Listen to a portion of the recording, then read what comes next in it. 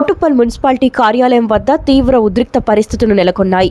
మొన్నటి దాకా కాంగ్రెస్ పార్టీలో ఉండి టికెట్ దక్కకపోవడంతో 4 రోజుల క్రితం టీఆర్ఎస్లో చేరి టీఆర్ఎస్ అభ్యర్థిగా 17వ వార్డులో పోటీగా నిలిచిన చింతల ఉమామహేశ్వరి చివరి నిమిషంలో కాంగ్రెస్ పార్టీ బీఫామ్తో నామినేషన్ వేయగా అప్పటి వరకు కాంగ్రెస్ పార్టీ అభ్యర్థిగా బీఫామ్ తనకే దక్కుతుందని ఎదురు చూసిన పస్తం మల్లమ్మ తన నామినేషన్ ఉపసంహరించుకోవడం తీవ్ర చర్చనీయాంశంగా మారింది.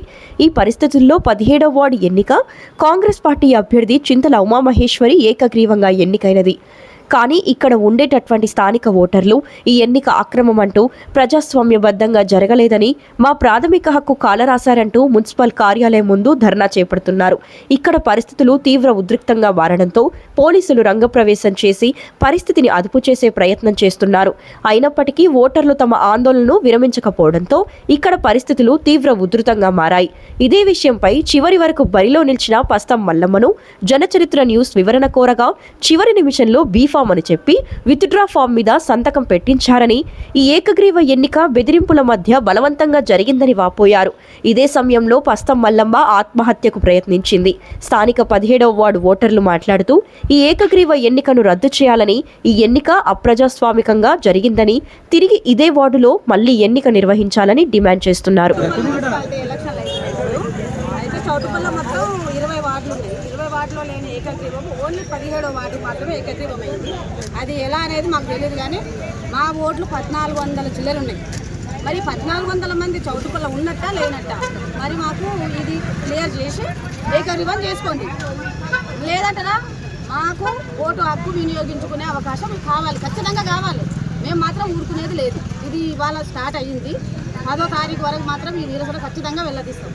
మీరు మాత్రం మాకు మరి ఆడవాళ్ళు ఉన్నారు, అంతే అందరూ ఉన్నారు. ఓటు హక్కు ఉన్న ప్రతి 1400 మంది ఉన్నారు. మాకు అందరం మాత్రం ఓటు హక్కు వినియోగించుకోవాలనేది మా ముఖ్య ఉద్దేశం. మాకు వేరే పార్టీలు అతీతం కాదు, మనుషులు అతీతం కాదు, కానీ మా ఓటు మేము వినియోగించుకోవాలి.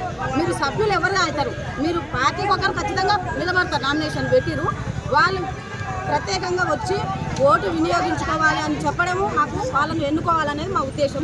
ఇంతేనండి, నేను ఇంతకంటే ఎక్కువ చెప్పలేను. అది నాకు రాదు కూడా. కాకపోతే మా ఓటు అనేది మేము వినియోగించుకోవాలి, ఖచ్చితంగా మా ఓటు మేము వినియోగించుకోవాలి. మా ఓటు మేము వినియోగించుకోవాలండి. ఇది మెయిన్గా నేను చెప్పాల్సింది. ఓటు మాకు కావాలి, ఖచ్చితంగా ఓటు జరగాలి. లేదంటే 20 వార్డులలో రద్దు చేయాలి. మా అభ్యర్థి మాకు కావాలి. నువ్వు కావాలంటే మీకే ఓటేస్తే మాకు అవసరం లేదు. నాకు ఆడే కావాలి, ఈడే కావాలని కాదు. మనకి రేపు పొద్దుగా భవిష్యత్తు ఎవరు చూస్తాడు. ఇంతమంది ఓటర్లు స్వచ్ఛందంగా ఇక్కడికి వచ్చి మా ఓటు కావాలి అనేటటువంటి ఉద్రిక్త పరిస్థితులు ఇక్కడ ఉన్నాయి కాబట్టి దీని పరిష్కారం ఎలా చూపెట్టాలనుకుంటున్నారు? మళ్ళీ ఇంకా రావాలన్నా ఓట్ బ్యాంక్ రావాలి. ఏకగ్రీవాన్ని మీరు ఒప్పుకోవట్లేదు. మేము ఒప్పుకోము కూడా ఒప్పుకోము. నాకు ఏదైనా సరే కానీ మేము ఒప్పుకోము. నాకు అవసరం లేదు. ఏది ఉన్నా సరే ముందుకైనా పోతామే కదా, ఇంకా పోయేది తగ్గేది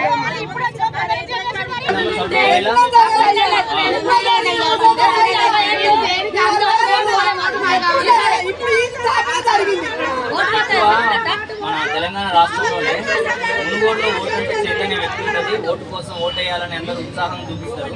అలాంటి అధికారం కూడా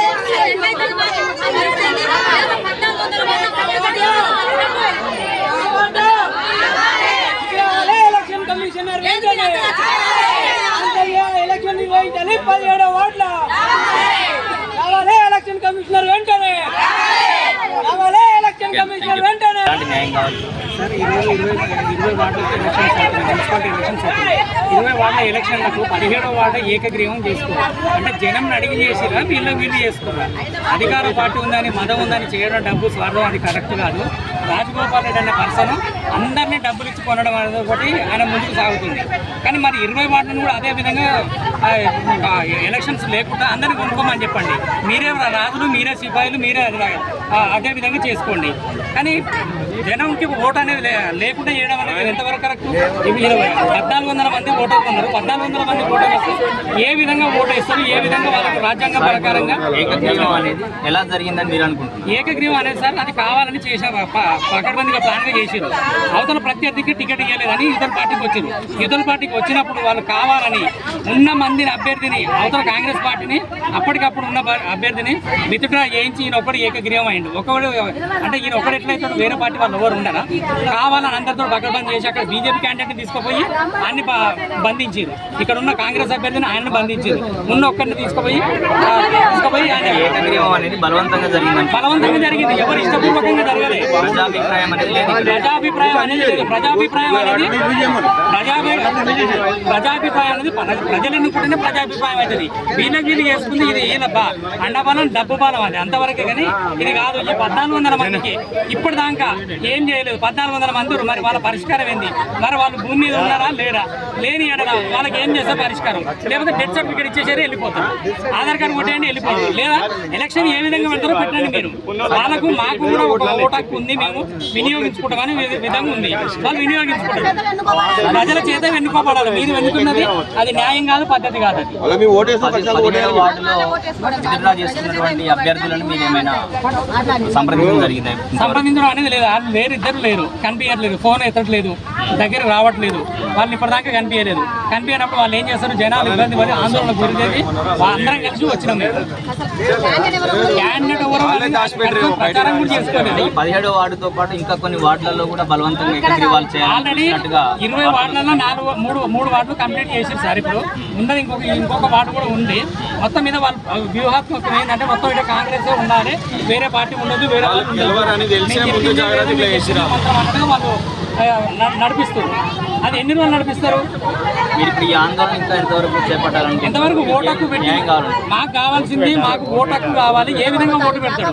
ఓటు పెట్టాలో మేము ఓటు వేసే విధంగా చూపించండి. ఏ విధంగా చెప్తారు? ఎలక్షన్ కమిషనర్ గారికి మేము ఇదే చెప్తున్నాం. ఎవరు కానీ ఏ విధంగా మాకు 17 వార్డులు లేదంటే 20 వార్డులు ఓట్లు కంప్లీట్గా బంద్ చేసేయండి. 20 వార్డులు బంద్ చేసి లేకపోతే 20 వార్డులు కాంగ్రెస్ జెండా ఎగరేసుకోరు. మీరే ఉంటుంది. పక్కన వార్డులో ఎవరు ఓట్లు మీరే ఓట్లు వేసుకోరు. చేసి 20 వార్డు కట్టి లేదంటే మొత్తం ఎన్నికలు పెట్టు ఓటేస్తాం. 5 దాకా ఓటు కూడా కొడుతున్నాం. ఇప్పుడు ఎన్నికల కార్యాలయంలో ఏమైనా అప్లికేషన్ లాంటిది ఏమైనా ఇవ్వడం? అప్లికేషన్ ఇస్తాం, అన్ని చేస్తాం. కానీ ఉన్నదానికి పరిష్కారం ఏందని ఇంతవరకు చెప్పండి. ఏమైనా చర్యలు తీసుకోవాలి అధికారుల పైన కానీ, లేకపోతే అధికార పార్టీకి ఇక గవర్నమెంట్ వాళ్ళకే ఒత్తాసు పలుకుతుంది. అది పలకడం కాదు కదా. అధికార పార్టీ ఆ పార్టీకి ఈ పార్టీకి సంబంధించింది కాదు. ఒక ఓటు గురించి మాట్లాడుతున్నాం మేము, అంతే. మేము ఎవరికి వేస్తాం అనేది ప్రజాస్వామ్యంలో ఉన్న హక్కు. కానీ ఇక్కడ ఎలా జరిగిందని మీరు ఎవరిని సంపాదించాలి వాళ్ళ పార్టీ ఆఫీస్ 1415 ఓట్లు ఉన్నాయి సార్. 1400 ఓట్లలో కనీసం సగం మంది అయినా అభ్యర్థులు ఓటర్లు అతని వైపు నిలబడి ఏమైనా ఇక్కడ తీర్మానం చేయడం అలాంటివి వాళ్ళిద్దరు తప్ప మూడో మనిషి లేడు అక్కడ. ఎవరిని వాళ్ళు ఏకగ్రీవ తీర్మానం చేసేటప్పుడు కనీసం అందులో ఉన్నటువంటి ఓటర్లు మెజారిటీ ఓటర్లు ఆయన వైపు నిలబడేటువంటి వీడియోలు కానీ రహస్యం సార్. అది ఎవరికి తెలియని విషయం. అది ఇది కావాలని చేసి జరుపుకున్నారు వాళ్ళు, అంతే. కక్షపూరితమైన రాజకీయం. ఓటు కూడా కొట్టుకోం మేము, అంతే. మా ఇష్టం ఓటేస్తాం మేము. ఖచ్చితంగా ఓటు కావాలి. ఖచ్చితంగా ఓటు వేసిన దానికి ఇష్టపెట్టేది 20 వార్డుల ఓటు. ఒకవేళ ఇంకేం జరిగినా కానీ 20 వార్డుల అభ్యర్థులు ఓటర్ల అభ్యర్థులకు నమస్కరించి చేస్తున్నాం. కాంగ్రెస్ పార్టీకి మాత్రం ఓటు వేయకండి. మిగతా మీకు నచ్చిన ఏ పార్టీకైనా వేసుకొని మిగతా అభ్యర్థులను గెలిపించండి. వాళ్ళ అహంకారం ఏంటంటే మేమే గెలుస్తున్నాం, మేమే జెండా ఎగరేస్తున్నాం అని వాళ్ళ అహంకారం ఉంది. కానీ ఆ అహంకారాన్ని తిరస్కరించండి. ఓటర్లు మీరే బుద్ధి చెప్పండి. ఒక 17వ వార్డే కాకుండా 20 వార్డులకు 20 వార్డులు మా సమస్య అనుకుని మీరు చేసి కాంగ్రెస్ కు బుద్ధి చెప్పే విధంగా చేయండి. సార్, ఇప్పుడు గెలిచిన అభ్యర్థి పార్టీ కార్యాలయంలో కానీ అక్కడ కానీ సంబరాలు చేసుకున్నటువంటి ఏం లేవు. మీ దగ్గరికి వచ్చి ఓటర్ల దగ్గరికి వచ్చి నన్ను గెలిపించినందుకు కృతజ్ఞతలు అని మీ దగ్గరికి వచ్చినటువంటి సందర్భం ఉందా? వచ్చే ఆలోచన ఏమైనా ఉందా?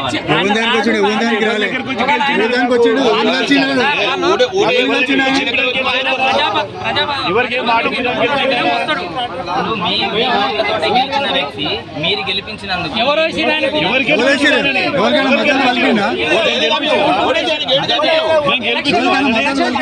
తారీఖు 3వ తారీఖు నాడు కౌన్సిలర్ అంటే ఏకగ్రీవం అనేది ఓటర్లందరి సమక్షంలో జరిగినప్పుడు ప్రతి ఇంటి గడపకి వెళ్ళి నాకు ఓటేసి గెలిపించినందుకు అది మా సమక్షంలో జరగలేదు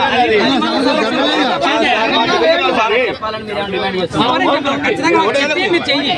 నువ్వు మా కాలనీకి ఏం డెవలప్ చేస్తావు, ఏం చేద్దాం అనుకున్నావు, ఏం ఫండింగ్ చేద్దాం అనుకున్నావు, అప్పుడు మేము ఏకగ్రీవం మేము ఒప్పుకుంటే మీరు ఏకగ్రీవంగా అవుతారు. ఏదైనా కానీ ఏదైనా ఒక 10 మంది అవుతారు, 20 మంది అవుతారు, 500 మంది అవుతారు. ఇంకో 500 మంది అయితే ఆయనకు ఎగనెస్ట్ ఉంటారు కదా. ఆ ఎగనెస్ట్ అదైనా కానీ ఖచ్చితంగా ఏకగ్రీవం కావాలి కదా. ఏకగ్రీవం మీకు మీరు చేసుకొని మీరు చేసి అంటే ఇప్పుడు రాజకీయ కక్ష పార్టీ అభ్యర్థి అసలు ఆయన చరిత్ర ఏ పార్టీ వాళ్ళు ఆయన ఉన్న పార్టీలు అన్ని తిరిగి వచ్చాడు. ఒక పార్టీ అయినది ఆయన ఇవాళ ఇదంటాడు, రేపు అదంటాడు, అన్నకెళ్ళి అంటే మళ్ళీ ఇన్న పోతాడు అన్ని తిరుగుతాడు. పదవి స్థానంగానే వెంబడ పోయి జెండా తీసేసిపోయి కాంగ్రెస్ పార్టీ జెండా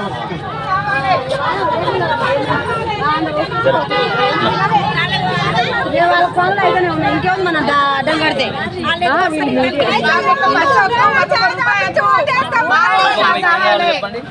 మధ్యనమ్మకి మాట్లాడతారు అప్పటి మాకు కావాలి. మాకు ఏం మమ్మల్ని అడిగి నువ్వు వీళ్ళు జరగాలేదు. ఇప్పుడు ఏకగ్రీవమైనటువంటి అభ్యర్థి మీ దగ్గరికి వచ్చి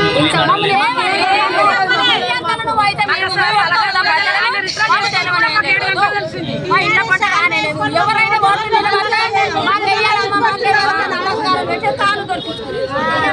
నాడన్నా మాకు ఓటు వేయాలి, నువ్వు నీ భార్య ఆయన ఇవ్వాలి. అట్లా ఏకమైన మీరు ఏం చేద్దాం అనుకుంటున్నారు? ఆందోళన ఎప్పటి వరకు చేస్తారు? చేస్తాం. మా ఓటు అవసరం లేదు. మా ఓటు మా గారు మేము చచ్చిపోయినా 17 మాటలు చచ్చినాక ఇప్పుడు ఏం చేయలేదు. మేము చేస్తున్నాం.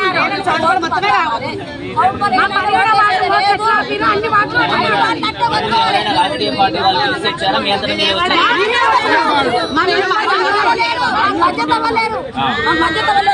ఏ పార్టీ తరఫున మీరు రాలేదు?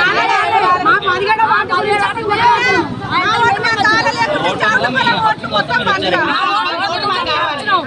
1430 ఓట్లు మా 17వ వార్డు. మా ఓట్లు ఉన్నాక కూడా ఏయ్య ముందుకే గెలిచిన వచ్చి కూర్చున్నారు. మళ్ళీ ఒకటి నామినేషన్ వేసిన ఆయన మాకు చెప్పకుండా మా ఇంటికి వచ్చి కాళ్ళేళ్ళు పట్టుకుంటూ దండం దర్శనం పెట్టి మమ్మల్ని గెలిపించాలన్నది చేసిరు. లాస్ట్కి వచ్చాక మా తోటి సలహా తీసుకోకముందే విత్డ్రా చేసుకొని బయటకు పోయి కూర్చున్నారు.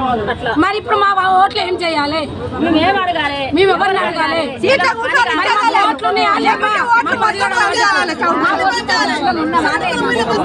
ఇప్పుడు ఆందోళన ఎలా విరమించారు? అయితే లేదు. మా 17వ వార్డు ఓట్లు ఎట్లా అన్ని వార్డులలో ఓట్లు ఎట్లా జరుగుతుందో మా 17వ వార్డు జరగాలి. మా వార్డుకి ఎట్లా ఓట్లు ఆగితే అన్ని వార్డులు వచ్చాక ఇక్కడికి వచ్చారు. ఇక్కడ మనం చౌటుపల్లి మున్సిపల్ కార్యాలయం దగ్గర 17వ వార్డుకు సంబంధించినటువంటి పరిస్థితులు మనం ఇక్కడ గమనిస్తున్నాం. ఇక్కడ ఓటర్లందరూ అన్యాయం జరిగింది, తమ యొక్క